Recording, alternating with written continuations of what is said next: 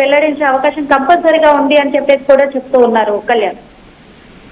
Right, Nirmala, thank you. You're watching highly disturbing content. Viewers' discretion is highly advised. You're watching highly disturbing content. Viewers' discretion is highly advised.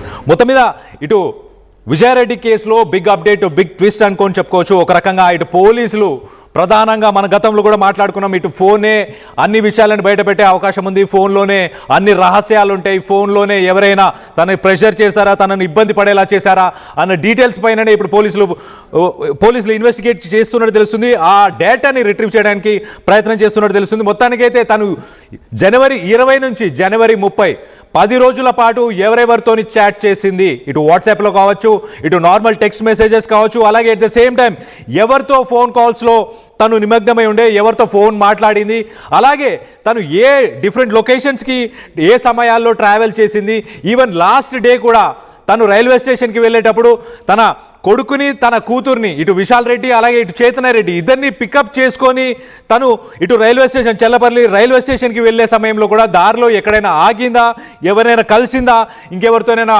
మాట్లాడడం జరిగిందా, ఆ last phone కాల్కి సంబంధించి కూడా కొంత clarity కూడా వచ్చే అవకాశం ఉంది. సో మొత్తం మీద పోలీసులు అయితే ముఖ్యంగా దీంట్లో అంతు చిక్కని విషయాలు ఏవైతే ఉన్నాయో అవన్నీ కూడా ఈ ఫోన్లోనే దాగి ఉన్నాయి. ఖచ్చితంగా ఈ ఫోన్ డీటెయిల్స్ బయటకు వస్తే ఖచ్చితంగా మేము నిందితులను పట్టుకునే అవకాశం ఉంటుంది అన్న విధంగానే ఇటు రైల్వే పోలీసులు పనిచేస్తున్నట్టు తెలుస్తుంది. సో మొత్తం మీద interesting update and big update అని చెప్పుకోవచ్చు ఒక రకంగా. సో ఇటు విజయారెడ్డి ఫోన్ కాల్స్ డిలీట్ చేసిందా తనే, అలాగే ఇటు చాట్ కాన్వర్జేషన్స్ మిగతా వ్యక్తులతో కొంతమందితో మాట్లాడిన చాట్స్ కావచ్చు, ఇవన్నీ కూడా డిలీట్ చేయడానికి కారణాలు ఏంటి? ఇప్పుడు పోలీసులు అయితే టెక్నికల్గా కొంత రిట్రీవ్ చేయడానికి టెక్నికల్గా కొంత సపోర్ట్ తీసుకుంటున్నారు. ఫోరెన్సిక్కి పంపించి ఆ ఫోన్ నుంచి అలాగే ఆ ల్యాప్టాప్ నుంచి ఎవిడెన్సెస్ని తీసే ప్రయత్నం కూడా చేస్తున్నట్టు తెలుస్తుంది. మొత్తం మీద ఆ ఫోన్లోనే తను చనిపోవడానికి గల కారణాలు తెలిసే అవకాశం ఉందని మీరు అనుకుంటున్నారా? ఏమనుకుంటున్నారు? మీ అభిప్రాయాలను కింద కామెంట్ రూపంలో తెలియపరచండి. విజయారెడ్డి మృతికి కారణం ఎవరై ఉండొచ్చు?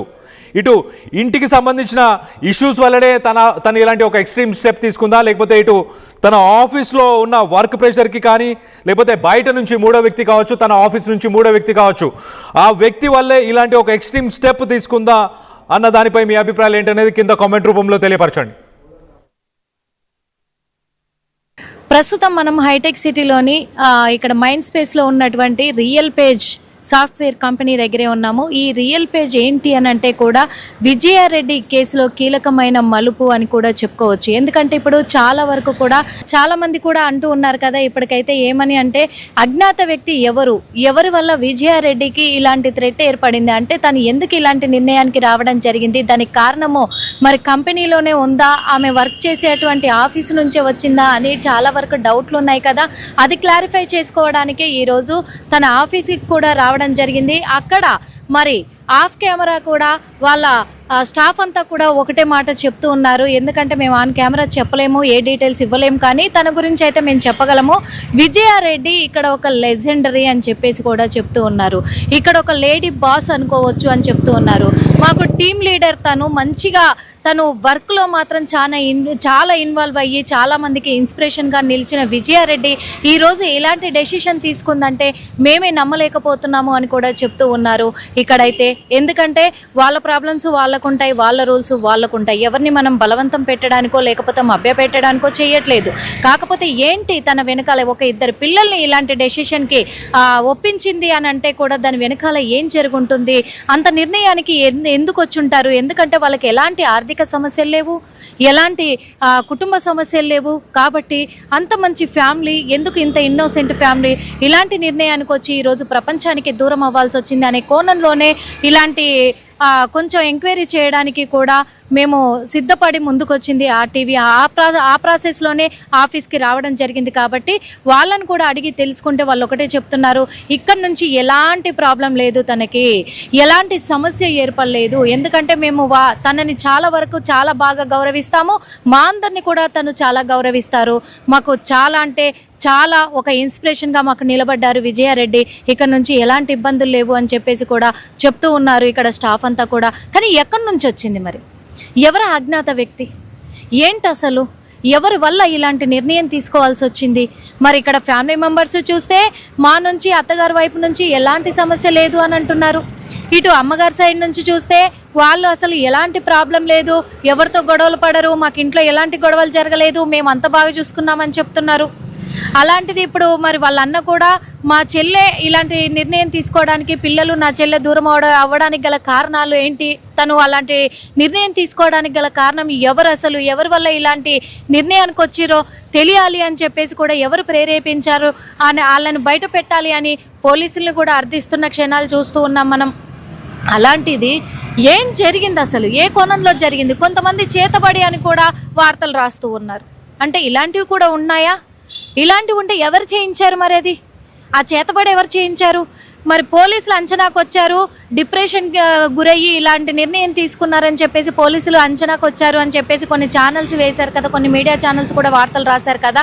అది అవాస్తవం అని చెప్పేసి జీఆర్పీ సిఐ సాయి ఈశ్వర్ గౌడ్ గారే చెప్పారు. మేము ఎక్కడా కూడా మేము అనౌన్స్ చేయలేదు, ఎక్కడ ఎవరితో చెప్పలేదు, మేము త్వరలో ప్రెస్ మీట్ పెడతాము, అసలు డిప్రెషన్ అని మేము చెప్పలేదు, అలా ఎలా అవుతుంది అని చెప్పేసి కూడా వాళ్ళు చెప్పడం జరిగింది.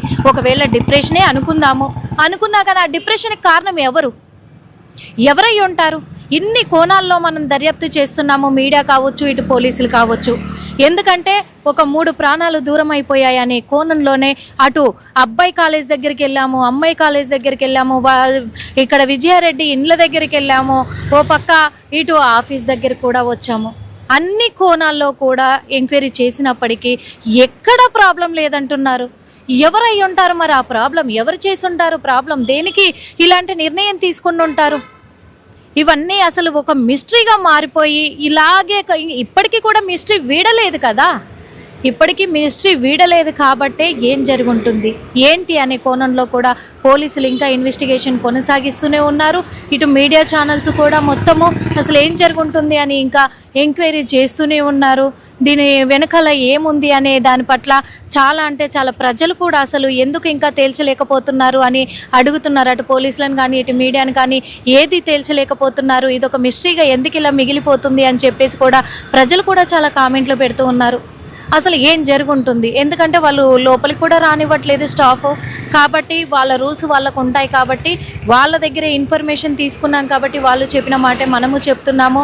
కాబట్టి అసలు ఏం జరుగుంటుంది? డిప్రెషన్ అయితే ఎవరి వల్ల అయి ఉంటుంది, లేకపోతే చేతబడి అయితే ఎవరి వల్ల అయి ఉంటుంది, లేకపోతే ఇవేవి కాకుండా అయితే ఎవరి వల్ల ఇన్స్పైర్ అయ్యి ఇలాంటి నిర్ణయానికి వచ్చి ఉంటారు? దీని వెనకాల ఎవరున్నారు ఏంటి?